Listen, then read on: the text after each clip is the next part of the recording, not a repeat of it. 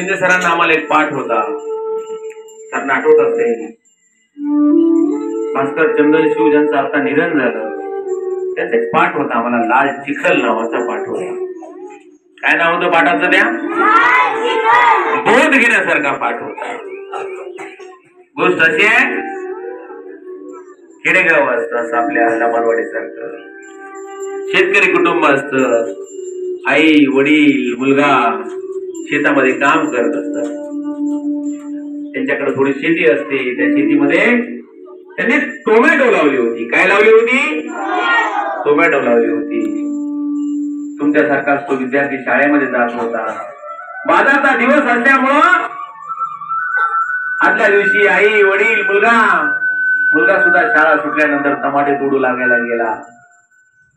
शेजारच्या काही जास्त माटेगाव सारखा बाजार होता, लमानवाडी सारखं गाव होतं. मुलानं आईनं वडिलानं दिवसभर उन्हातानामध्ये टमाटे तोडले. टमाटे तोडल्यानंतर दुसऱ्या दिवशीचा बाजार, सकाळी आई उठली, रप रप रप रप रप रप भाकरी खापल्या, भाकरीवरती लोणचं, थोडा ठेचा भाकरीवरती घातला आणि सकाळी सकाळी बाजाराला निघाले. कोण निघाले? वडील.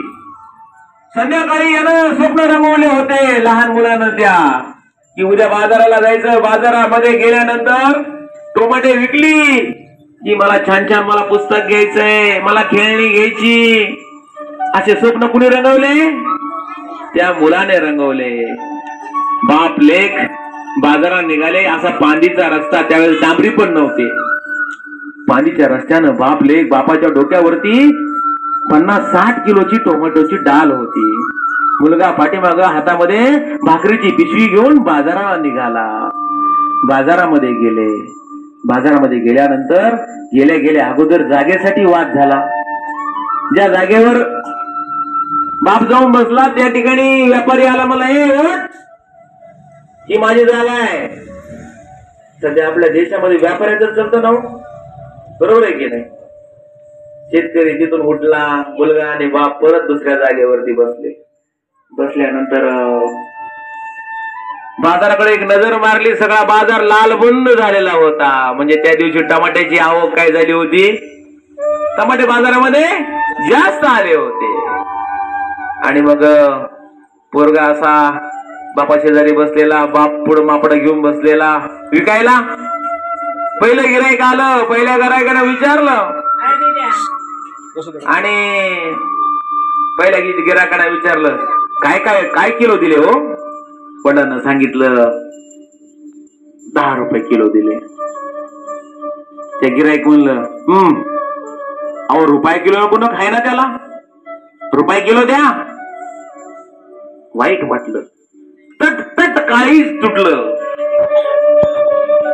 त्यावर वडील म्हणाले, अरे भाई माल्या, तुझ्या जिभेला काही हाडबीड आहे का नाही? आणि मग हे गिराईक गेलं. सूर्य डोक्यावर यायला लागला. भाकरीची पिशवी तशीच बांधलेली होती. दुसरं गिराईक आलं, तिसरं गिराईक आलं. 1 रुपये किलोच्या पुढे टोमॅटोला कोणी गिराईक लागेना. 1 रुपये किलो म्हणजे काय रे? आणि मुलानं तर स्वप्न बघितलेली, बाजारातून पैसे आल्यानंतर हे घ्यायचं ते घ्यायचं. दुपार झाली, दुपार. रुपये किलोच्या पुढे कोणी टोमॅटो मागेना. वडिलांना रुपये किलो म्हणलं तर त्याचे काय पैसे होणार रे? शेवटी लोक 50 पैसे किलो टमाटे मागायला लागले. राग आला वडिलांना. वडिलांनी काय केलं, ती टोमॅटोची डाल घेतली, त्या बाजारामध्ये रस्त्यावरती ओतली, अशी खाली उलटवली आणि बाप कचा कचा कचा कचा त्या टमाट्यावरती नाचला रे, नाचला. मुलगा हे सगळं बघत होता आणि बाप जसा त्या टमाट्यामध्ये नाचत होता तसा लाल चिखल टमाट्याचा तयार झाला त्या. आणि त्या बापाच्या टमाटे तुडण्याबरोबर लेखकांनी रात्रीची, त्या मुलानं रात्रीची स्वप्न पाहिली होती ना, उद्या बाजारून आल्यानंतर हे घ्यायचं ते घ्यायचं, या सगळ्या स्वप्नांचा काय झाला? चक्काचूर झाला. निराश होऊन बाप आणि ते मोकळी टोमॅटोची डाल आणि भाकरी पण खाल्ल्या नाहीत रे. ती भाकरीची पिशवी घेऊन तसंच गावी पांदीनं परतले. काय बोध घ्यायचा रे मित्रांनो एकतेतून? आपण म्हणतो माझा भारत देश हा कृषी प्रधान आहे, पण त्यातला मुख्य जो घटक आहे ना शेतकरी, हाच उपेक्षित आहे.